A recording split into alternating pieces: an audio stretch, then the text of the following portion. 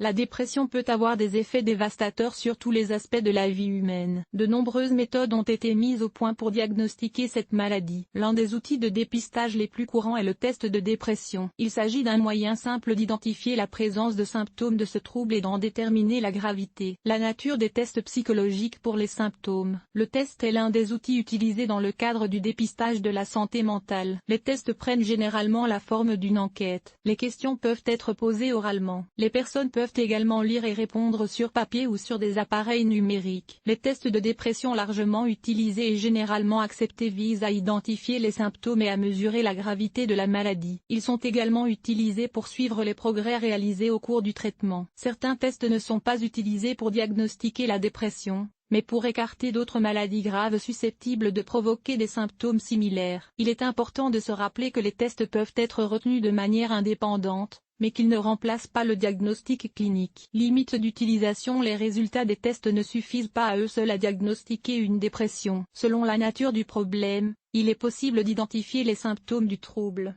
car ils se manifestent fréquemment au cours d'une période donnée. Toutefois, le questionnaire ne tient pas compte des causes possibles des réponses humaines et ne permet donc pas de les expliquer. Par conséquent, après l'enquête, l'expert procède à des investigations supplémentaires afin d'obtenir des informations suffisantes sur l'état de la personne concernée. Quand une demande est-elle justifiée? Lorsqu'une personne traverse une période difficile, il est normal qu'elle soit découragée pendant un certain temps. Des émotions telles que le chagrin et la tristesse de la perte sont ressenties par tout le monde. Toutefois, si des sentiments et des pensées négatives persistent pendant une longue période, la plupart du temps, il peut s'agir d'un symptôme de dépression. Passez un test de dépression si vous avez remarqué des changements significatifs dans votre humeur, votre joie, votre apathie ou votre capacité à ressentir un manque d'énergie au cours des 2 dernières semaines. Test en ligne. Vous pouvez accéder à un test de dépression sur l'Internet. Ces tests sont faciles à comprendre et ne prennent que quelques minutes. Certains d'entre eux sont des instruments de dépistage de la santé mentale, généralement utilisés dans des conditions cliniques partout dans le monde. D'autres sont des versions adaptées ou abrégées. Il n'est pas possible d'identifier un trouble mental, tel que la dépression, l'anxiété ou le trouble bipolaire, à l'aide d'un seul test. Cependant, après avoir effectué un autotest, vous pouvez déceler la présence de signes préventifs de la maladie. Les résultats de l'autotest peuvent vous donner une idée des problèmes que vous soupçonnez déjà. Cela peut vous aider à décider de la marche à suivre et vous pousser à demander une évaluation professionnelle. Comment comprendre que vous souffrez d'indifférence? Déterminer les niveaux. La plupart des gens reconnaissent qu'ils se sentent mal, mais ne peuvent pas toujours reconnaître la tristesse, le désespoir ou le chagrin. C'est à ce moment-là qu'un test psychologique de définition peut être utile, que des symptômes soient présents ou non. Il peut aider à comprendre ses sentiments, ses pensées et ses expériences afin de réaliser la présence de symptômes de dépression, d'apathie ou d'anxiété. Voici quelques types de tests bien établis qui ont été prouvés par la recherche scientifique. Questionnaire de détection PHQ-9. Ce test rapide en 9 points, American Psychiatric Association Diagnostic and Statistical Guidance for Mental Disorders, aborde avec précision les symptômes de la dépression tels qu'ils sont définis dans le DSM-5. Le test PHQ-9 évalue la fréquence à laquelle le patient est préoccupé par des problèmes individuels au cours des dernières semaines. Les réponses possibles vont de non à presque tous les jours. Une version modifiée du test est disponible pour les jeunes. Le test est disponible ici. Échelle d'évaluation de Montgomery-Åsberg. L'échelle d'évaluation de la dépression est un questionnaire diagnostique en 10 points utilisé par les psychiatres pour mesurer la gravité de la maladie et analyser les changements provoqués par les antidépresseurs et d'autres formes de traitement. Chaque point du questionnaire a une échelle de gravité allant de 0 à 6, les points les plus élevés reflétant des symptômes plus graves. Vous pouvez faire le test ici. Échelle de Cornell. Il s'agit d'un outil permettant d'identifier les symptômes de handicap chez les personnes atteintes de démence. Contrairement à d'autres échelles, elle prend en compte des signes supplémentaires de la maladie, qui peuvent ne pas être clairement exprimés. Par exemple, si un patient souffre de la maladie d'Alzheimer, de démence vasculaire ou d'un autre trouble cognitif, il n'exprime pas toujours ses sentiments avec précision. L'échelle de Cornell mesure les observations et les caractéristiques physiques qui peuvent indiquer une dépression. L'échelle de Cornell comprend des questions dans 5 domaines différents. Signes liés à l'humeur tels que l'anxiété, la tristesse, l'absence de réaction aux événements agréables, l'irritabilité. Les signes liés à l'humeur tels que l'anxiété, la tristesse, l'absence de réaction aux événements agréables, l'irritabilité, les changements de comportement, l'agitation, le ralentissement des mouvements et de la parole, les plaintes physiques et la perte d'intérêt pour les activités normales. Signes physiques. Par exemple, perte d'appétit, perte de poids, fatigue. Fonctionnement périodique, c'est-à-dire augmentation des symptômes le soir, difficulté à s'endormir, réveil multiple pendant le sommeil. Apparition de pensées négatives, de pensées suicidaires, d'une faible estime de soi, de pessimisme, de pauvreté, de maladie ou de perte maniaque. Les questions du test sont posées séparément au patient et à son proche. Si les réponses données par la personne évaluée et l'informateur ne correspondent pas, le professionnel prend une décision sur la base des symptômes cliniques. Le test peut être suivi par les personnes âgées. Il s'agit d'un test de dépistage utilisé pour détecter les symptômes de dépression chez les personnes âgées. Le test se concentre spécifiquement sur les symptômes psychiatriques plutôt que somatiques afin d'identifier les troubles mentaux, plutôt que les facteurs liés à l'âge. L'échelle est un questionnaire en 30 points qui évalue les niveaux de plaisir, d'intérêt, d'interaction sociale, etc. Les options de réponse sont présentées sous forme de oui/non. Une version test simplifiée de 15 questions est également disponible. L'échelle gériatrique peut être utilisée pour les patients souffrant de troubles cognitifs légers ou modérés et pour les personnes âgées. Pour en savoir plus, cliquez sur le lien. Vérification des hôpitaux.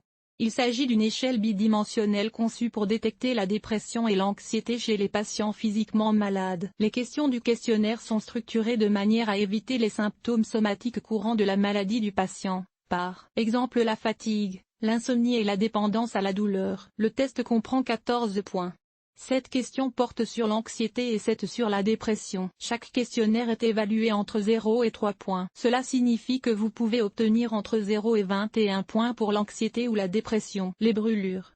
La liste de contrôle de Berne, BDC, est une échelle de 25 points qui encourage les gens à évaluer leurs pensées et leurs sentiments, leur comportement, leurs relations personnelles, leurs symptômes physiques et leurs tendances suicidaires. Les réponses possibles vont de non à beaucoup, ce qui permet d'évaluer la présence et la fréquence des symptômes. Le test peut être utilisé pour l'auto-évaluation de vos propres émotions. Réflexion.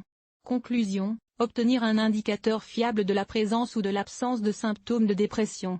Hamilton. L'échelle de dépression de Hamilton, HDRS, également connue sous le nom de HAM-D, est un outil largement utilisé pour évaluer la gravité de la maladie afin de mesurer l'efficacité des antidépresseurs dans les essais cliniques. Le test HAM-D original comportait 21 points. Toutefois, son évaluation repose uniquement sur le nombre de réponses aux 17 premières questions. Cela signifie que les 4 derniers symptômes, changements quotidiens, dépersonnalisation, idées paranoïaques et perturbatrices, ne sont pas considérés comme faisant partie de la maladie, sont relativement rares ou ont une relation suffisante avec la gravité de la dépression. L'une des principales caractéristiques de l'échelle est qu'elle a été élaborée avant l'adoption des critères du DSM-5 et qu'elle ne tient donc pas compte des critères diagnostiques, DSM-5, tels que le sentiment de dévalorisation et le sentiment de non-gédonie. Description complète du questionnaire dans cet article. Questionnaire Zhang. L'échelle d'estime de soi de la dépression dans l'inventaire aide à identifier l'état dépressif. Il contient 20 points évaluant 4 caractéristiques générales du trouble. Effets diffus. Symptômes physiologiques. Activité psychomotrice. Et autres infractions. Les 10 questions du test sont formulées de manière positive et les 10 autres de manière négative. Chaque question est évaluée sur une échelle de 1 à 4, un peu, parfois, la plupart du temps. Le nombre de points varie de 25 à 100. BK. L'échelle BK est conçue pour mesurer la gravité de la dépression chez les adultes. Sur la base de cette échelle, une option adaptée a été développée pour les adolescents de 13 ans. L'échelle est divisée en 2 sous-sujets. L'une d'entre elles évalue le domaine émotionnel et l'autre les changements physiologiques. L'échelle émotionnelle prend en compte des symptômes tels que la haine de soi, la culpabilité, désir suicidaire, le sentiment de désespoir, la peur de l'échec, etc.